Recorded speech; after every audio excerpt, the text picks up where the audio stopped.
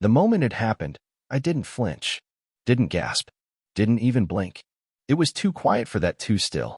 I was walking through the house like I always did after work, keys dropped in the bowl, shoes lined up next to Jake's muddy sneakers, the faint sound of the dishwasher humming its second cycle. Madison said she'd cook tonight. She even texted me a picture of some chicken breast she pulled out to thaw, captioned with one of those dumb winking emojis she knew I hated. But when I opened the fridge, there they were, still frozen solid, buried behind a half-empty bottle of wine and a wilting bag of spring mix no one was going to eat. I stood there for maybe 10 seconds. The hum of the appliance grew louder, or maybe my ears just adjusted to the silence. She wasn't home yet. I checked the oven cold. Trash can? Empty. No pans on the stove, no cutting board in the sink. And yet the kids said she told them she burned dinner. Burned. As in, cooked. As in, made an effort. I glanced at the clock. 7:42 p.m. Madison had already left again, some team drinks at a downtown bar, part of the new campaign they were launching. Emily had mentioned pizza when I got home. Mom ordered it last minute, she said, eyes on her phone. Said she burned dinner and didn't want to make us wait. I didn't say anything back then. Just nodded and took a slice. But now, staring at that fridge, I saw the live frozen, preserved in time, stacked right behind a jar of pickles. It wasn't just that she didn't cook. It was that she told them she did, told them it went wrong, spun a whole story around something that never happened. Why? What kind of person lies about failing at something they never even attempted? Not to me. To her own kids. It wasn't even the first lie I'd caught lately, but it was the first one that felt engineered, designed not just to shift blame but to script a version of reality where she was present, where she tried. And the detail was just wrong enough, just unnecessary enough, to ring loud in my head like a dropped glass in an empty room. The kind of contradiction that doesn't just break trust, it rewrites it. This wasn't an accident. This wasn't forgetfulness. This was fabrication. My hand stayed still on the fridge door handle. I didn't move. Didn't touch the chicken. Just let the cold air bleed into the kitchen while my thoughts mapped themselves with mathematical precision. Madison's car wasn't in the driveway. She had time. She had freedom. And now she had a story to fill the silence in her absence. A burned dinner. A throwaway excuse to cover a deeper hole. I closed the fridge slowly, like sealing off a crime scene. Sat down at the counter and stared at the empty plate I'd left there, expecting something warm, something shared. And all I saw was the outline of a lie. Not for me, but for them. For the ones who still looked up to her, believed her, trusted that when she said she burned dinner, she had actually tried to feed them. That's when it shifted. Not the anger. Not the heartbreak. Just the clarity. The pure, sharp awareness that I wasn't the audience for her deception anymore. The kids were. She was performing for them, building a version of herself they could believe in while she carved out a secret life somewhere else. And that made her stupid. Because Emily remembers everything. Jake notices details. And now they had a lie, small, strange, and perfectly preserved. I wouldn't have to say a word. I wouldn't have to raise my voice. All I had to do was make sure they kept noticing. Let the cracks spread naturally. That's how you bring down something rotten. You let the weight of its own story crush it. She was still Madison, technically. She still left sticky notes in the kids' lunchboxes with dumb little doodles and hearts, still played her favorite crime podcast on speaker while folding laundry, still laughed when the dog barked at nothing. To anyone looking in from the outside, she was the same woman I married. Organized, thoughtful, a little scatterbrained in a charming way. But I've always paid attention to patterns. That's part of my job, spotting anomalies. And when the human pattern you've memorized for over a decade starts acting off, you don't always react. Sometimes you just observe. The first few changes were subtle. She used to hum while brushing her teeth, some off-key version of whatever song was stuck in her head that week. It stopped. Not faded, stopped. Replaced by silence. She used to ask me about my day, even when she was exhausted, like clockwork, just to hear it. Now she only asked when the kids were around. Always with the same words. How was work? No follow-up, no reaction, no curiosity. Like she was checking a box. She didn't stop wearing her wedding ring, no. That would have been too easy. She kept it on, but I noticed how she started spinning it more often when she spoke. A nervous tick? A subconscious tell? I didn't know. I didn't jump to conclusions. I just logged it. Like data. Like evidence. Then came the big talk. Not a fight. Not even tension. Just a Tuesday night wine and words session, where she brought up boundaries like she was reading off a blog post. She said she was learning to prioritize herself more, that she'd been losing her sense of identity and wanted space to reconnect with her passions. I nodded, said I understood. Because I did. I really did. Until she said she wanted to start spending more time alone, just to recharge. Said she might go out more, maybe join a few local events, meet new people, grow. She used the word growth like it was a brand slogan. I asked her what kind of events, and she just said, "We'll talk later." We didn't. Not that week. Not the one after. And I didn't push. I just noted the shift. The gym bag that started staying in the car. The new clothes that arrived in discreet online packages.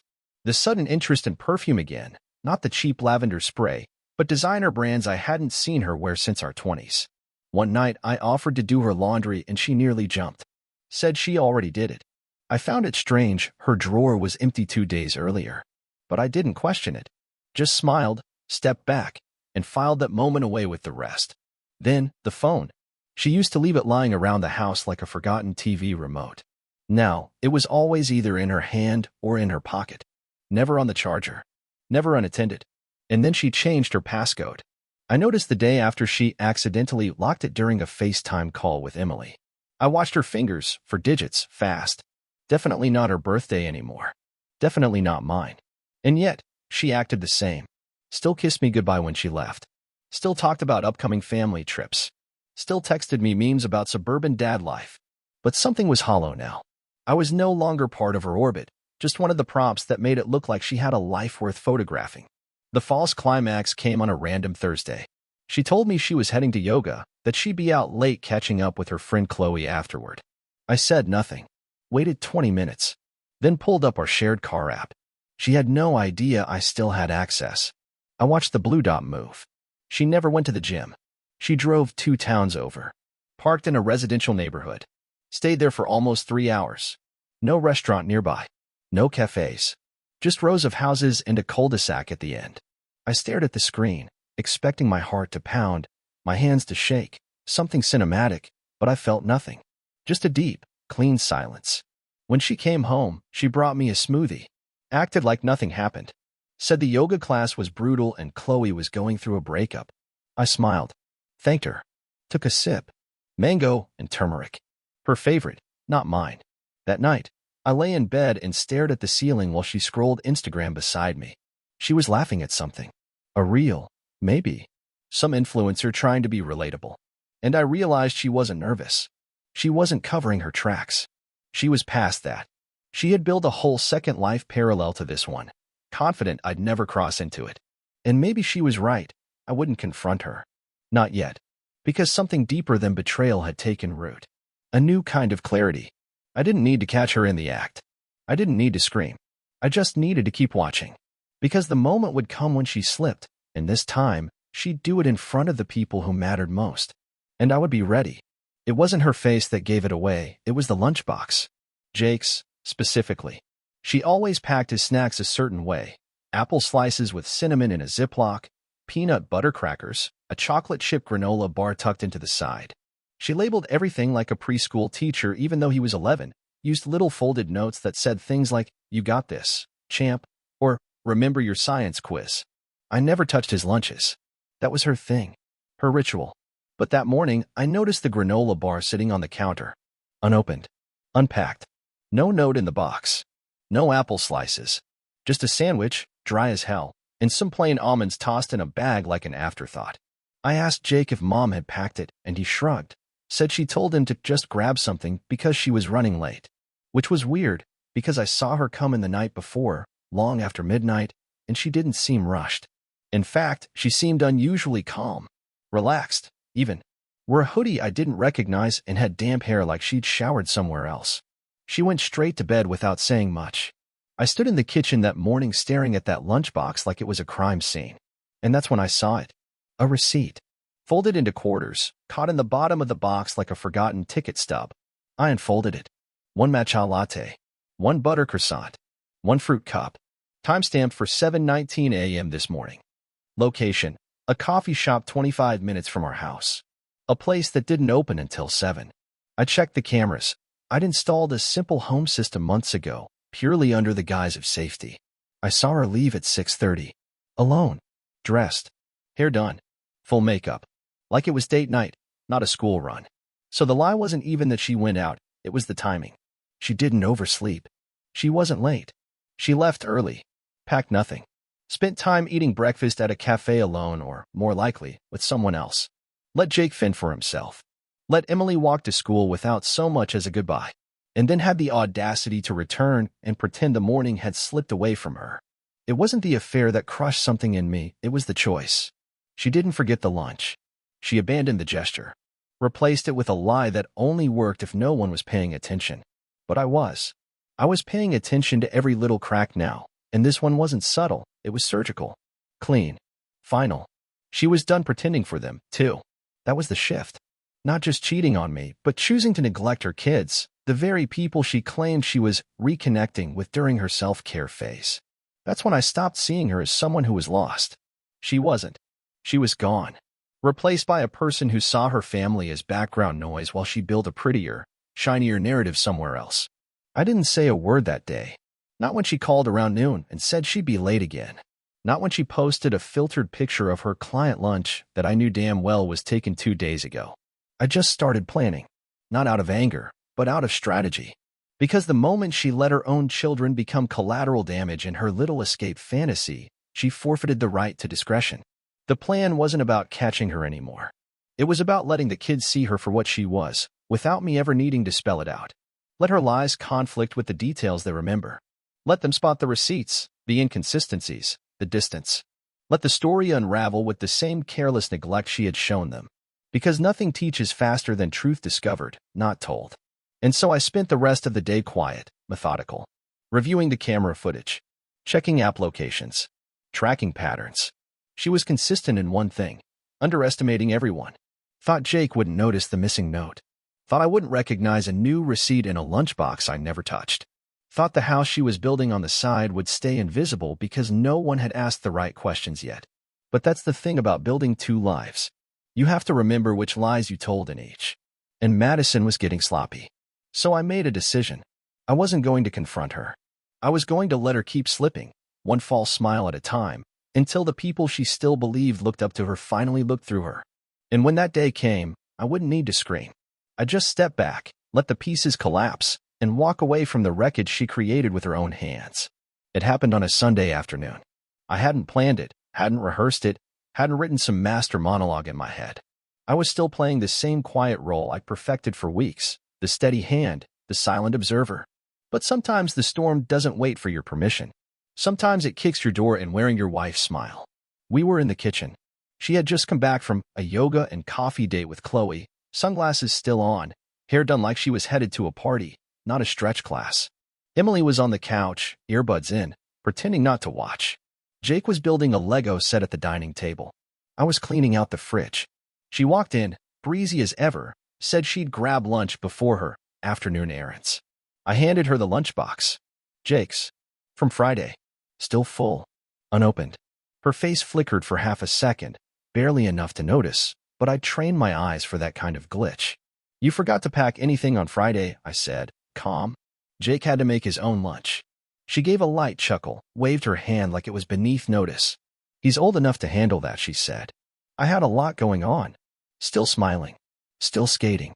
I nodded slowly, then pulled the receipt from the drawer and laid it on the counter. The same receipt from that morning, not Friday. Same cafe. Same latte. Same lie. Her eyes landed on it, and for a beat, I saw panic. Real panic. But it vanished almost instantly, replaced by something colder. Are you tracking me now? She asked, smirking. Well, that's healthy. No denial. No apology. A redirect. A trick. But I wasn't biting. You lied to him, I said, glancing at Jake. Not me. You told him you made his lunch. You told Emily you burned dinner. You've been staging little fictions like that for weeks. Why? What's the show for? She crossed her arms, leaned against the counter like she was posing for a photo shoot. You've clearly been spying on me, Tyler. Maybe you should ask yourself why I needed space. Her voice was calm but calculated, a lawyer in yoga pants. Everyone's allowed to grow. You've been distant too, you know. Always working, always so quiet. Quiet isn't betrayal, I said, each word sharpened. Quiet isn't sneaking out at 6 a.m. to drink coffee with someone who isn't your husband while your kids get ready for school alone. Her face tightened. The mask cracked. I needed a break, she said. God, Tyler. I've carried this family for years. I needed one thing that was mine. So you chose lies? I asked. You chose to let your son think you were too busy to pack his lunch, when really, you just didn't care to be home? It's not that simple, she snapped, voice raising now, louder than I'd heard in weeks. I was suffocating here. Every day was the same. You never noticed me. You just existed beside me. She was leaning forward now, the focom dissolving into heat. You want to act like some perfect dad, but where were you when I was drowning in this house, Tyler? Where were you when I needed a partner? I was right here, I said, steady, packing their lunches when you didn't, showing up to Jake's parent-teacher meetings while you were at the gym, holding this family together so you could chase whatever fantasy you thought would fix your boredom. Her lips parted, but nothing came out. For once, she didn't have a counter. You used to look at me, I said, softer now. Even when we fought, you looked at me. Now you look through me. You look through them. And the worst part? You thought they wouldn't notice. They don't know anything, she said quickly, too quickly. They're kids. They're smarter than you think, I said. Emily knows you lied about Thursday night. Jake found your receipt. You didn't even bother to hide it. She stepped back, just a step, as if gravity changed. You told lies so badly, I added. I started wondering if you wanted to get caught. Maybe you thought if we found out, you wouldn't have to say it out loud. That we'd just make you the victim and excuse you from the table. Her voice cracked then, for the first time. I didn't mean to hurt them. It was soft. Almost real. But you did, I said. And the worst part is, you didn't care until you realized someone was watching. Her silence was louder than anything else in the room. Emily had taken her earbuds out. Jake had stopped building. They weren't hiding it anymore. They weren't confused anymore. Madison stood in the middle of the kitchen, arms slack at her sides, sunglasses still perched on her head like a crown she hadn't earned. The queen of nothing. I didn't raise my voice. I didn't walk away. I just looked at her. And that was the moment she truly broke. Not because of what I said, but because I didn't have to say anything else. The audience was already watching, and they didn't believe her anymore. She stood there too long after the silence fell, like she thought someone might still throw her a rope. Her eyes darted between the kids, between me, between the walls that no longer echoed her version of reality. And then she started the pivot. I saw it happen, the recalibration of a person who's lost the room but still thinks the show can be saved.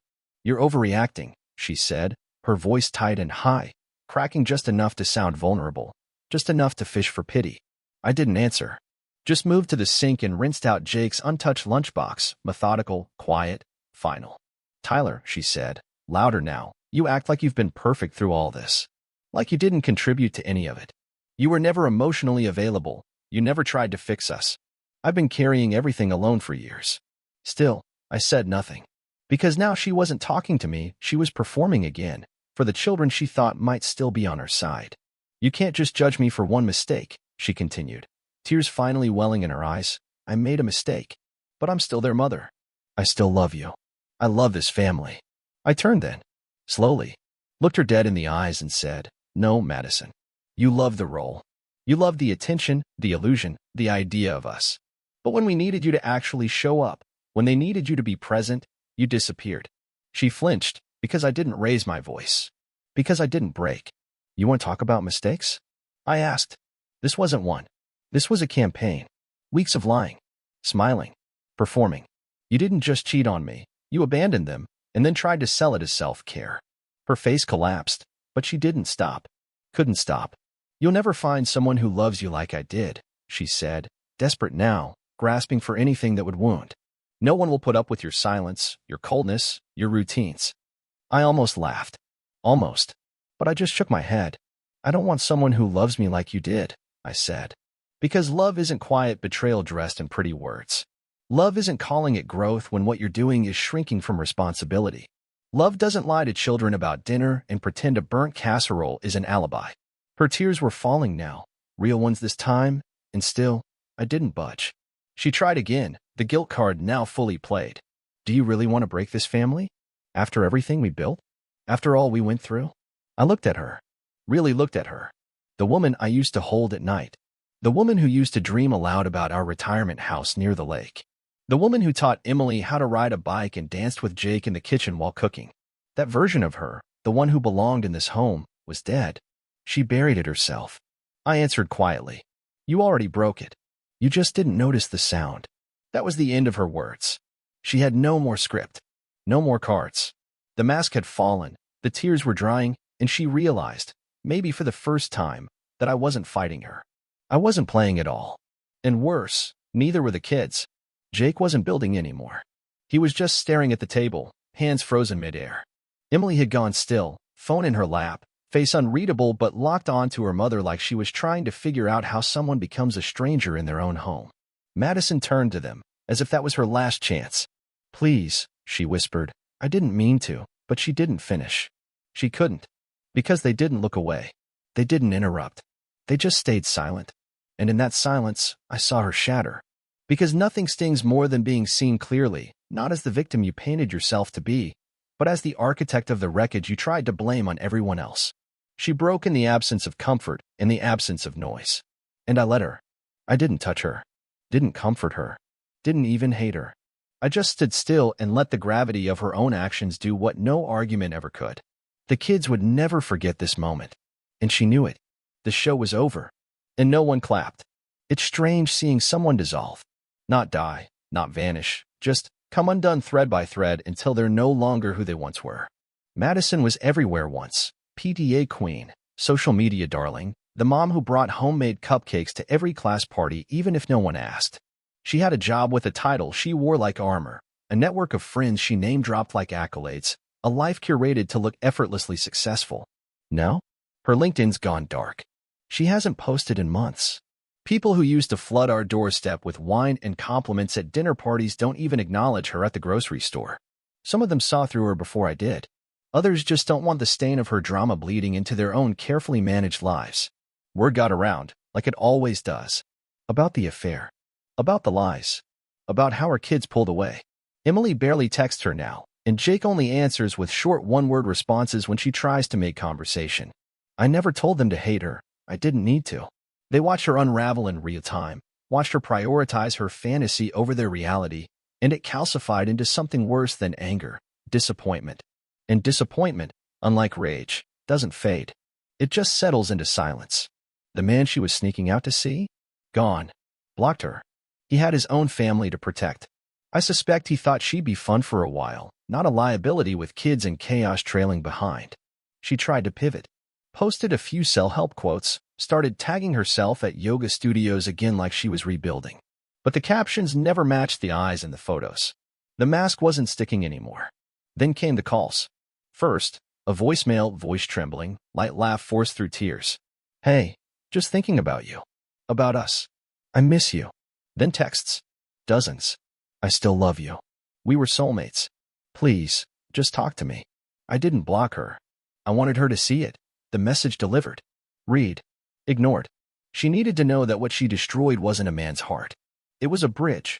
Burned behind her, and now she was stranded in the wreckage. She came by once. I didn't invite her in. She stood on the porch, makeup smudged, sweater oversized, hair in that unwashed knot she used to only wear on lazy Sundays. She looked tired. Not tired like someone who had a long day, tired like someone who hadn't been believed in for a very long time and was finally starting to understand why. She said she was sorry. Said she wasn't thinking clearly. Said she was confused, broken, lonely. Said everything but what she really meant, that she never thought I'd stop loving her. And I had. Not out of vengeance. Not even hate. Just distance. The kind that grows when someone chooses themselves so many times that you no longer exist in their calculations. And now she wanted back in. Not because she remembered who I was, but because she forgot how to be anyone else. I looked at her and didn't see a wife. Didn't see a partner. I saw a woman I used to know. A stranger who shared a bed with me. A stranger who left my kids waiting for dinners she never cooked. Who wrote notes about love while texting someone else in the parking lot. A stranger who told me she needed growth, but really meant freedom without consequence. And now she stood there, empty-handed, with nothing left but memories she wanted to rebrand as meaning. I said nothing, just looked at her. And eventually, she broke the stare, walked back to her car, slower than she arrived. I didn't watch her drive away. That part of the story had already ended. I moved on. Not with a new woman, not with some grand revenge fantasy, just with clarity. The kind that can only be earned through fire. I show up for my kids. I make the dinners now. Jake's lunch has a note every day. Emily and I talk more than ever. I don't talk about Madison unless they bring her up, and they rarely do. Her story ended not with a scream, but with silence. And when people ask what happened, I just say, she stopped being part of us before we stopped being hers. Thanks for listening. Let me know where you're watching from, and what you would have done if it were your wife.